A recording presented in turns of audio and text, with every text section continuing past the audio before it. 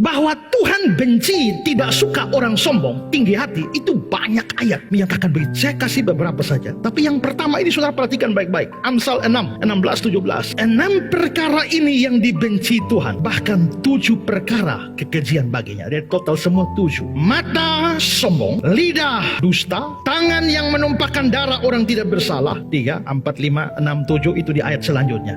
Tapi saudara perhatikan ini, 6 perkara dibenci Tuhan, 7 perkara menjadi kekejian. Ranking 1 apa? Sombong. Berarti kesombongan itu adalah dosa ranking 1 yang dibenci Tuhan. 1 Petrus 5 ayat 5, saya berikan terjemahan Indonesia sehari-harinya saja. Saudara semuanya harus merendahkan diri dan saling melayani dengan rendah hati. Sebab dalam Alkitab tertulis begini, Allah menentang orang yang sombong, tapi mengasihani orang yang rendah hati. Ayub 22 ayat 29. Karena Allah merendahkan orang-orang yang angkuh. Gambaran dari Alkitab yang sangat menyolok tentang ini adalah Raja Babel, Nebukadnezar. Dia menyolok dalam kesombongannya. Dia tidak seperti Daud yang mengatakan, aku tidak mengejar hal-hal terlalu besar dan terlalu ajaib bagiku. Justru yang dikatakan dan dilakukan oleh Nebukadnezar seperti Yesaya 14 ayat 13-14. Dia bilang begini, aku hendak naik ke langit. Ini maksudnya bukan sungguh-sungguh naik pesawat atau naik Apollo, bukan. Ini bahasa puisi. Dia naik ke langit artinya mau naik mencapai tinggi sekali hidupnya. Aku hendak mendirikan takhtaku mengatasi bintang-bintang Allah. Aku hendak duduk di atas bukit pertemuan jauh di sebelah utara. Aku hendak naik mengatasi ketinggian awan-awan. Dan yang lebih celaka,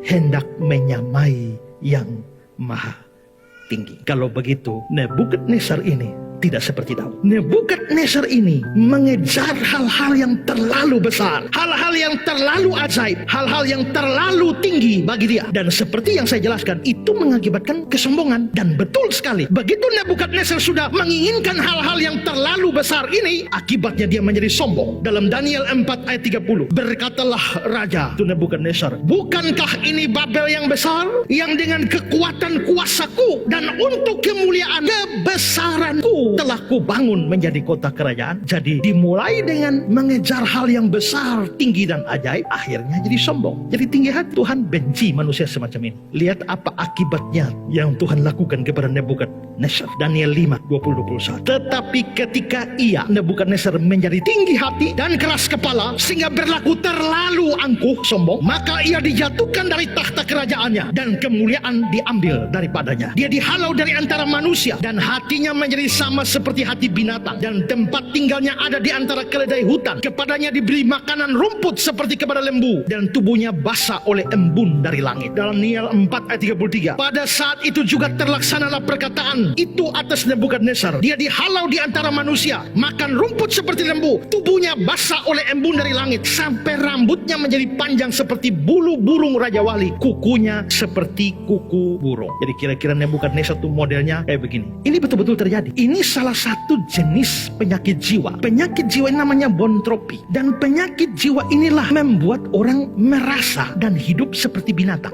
Bayangkan raja yang menginginkan hal yang besar, ajaib tinggi. Aku hendak mencapai langit, mendirikan tahtaku di atas bintang-bintang. Tiba-tiba Tuhan turunkan dia level binatang. Itulah yang terjadi dengan manusia sombong. Tadi kita lihat kesombongannya dibahas dalam Yesaya pasal 14. Tapi lihatlah tindakan Allah di dalam Yesaya 14 untuk dia. Yesaya 14 mulai ayat 12. Wah, engkau sudah jatuh dari langit, hai bintang timur, putra fajar. Bintang timur ini bahasa Latinnya Lucifer. Wah, engkau sudah jatuh dari langit, hai Lucifer. Gara-gara ini banyak penafsir bilang Lucifer itu ini setan. Padahal salah, ini bukan setan. Ini Lucifer itu bukan setan. Lucifer ini Raja Babel, Nebukadnezar. Ini Yesaya 14 konteksnya begitu. Jadi Lucifer atau bintang timur di sini Yesaya 14 itu Raja Babel. Wah, engkau sudah jatuh dari langit, hai bintang timur, Lucifer, Nebukadnezar, putra fajar. Engkau sudah dipecahkan dan jatuh ke bumi, hai yang mengalahkan bangsa-bangsa. Dirikanlah bagi anak-anaknya tempat pembantaian oleh karena kesalahan nenek moyang mereka, supaya mereka jangan bangun dan menduduki bumi dan memenuhi dunia dengan kota-kota. Aku akan bangkit melawan mereka. Demikian firman Tuhan semesta alam. Aku akan melenyapkan nama Babel dan sisanya, anak cucu anak cicitnya. Demikian firman Tuhan. Aku akan membuat Babel menjadi milik landak dan menjadi air rawa-rawa, dan kota itu akan kusapu bersih dan kupunahkan. Demikian firman Tuhan semesta alam. Itulah tindakan Allah bagi orang sombong. Jadi kalau orang mulai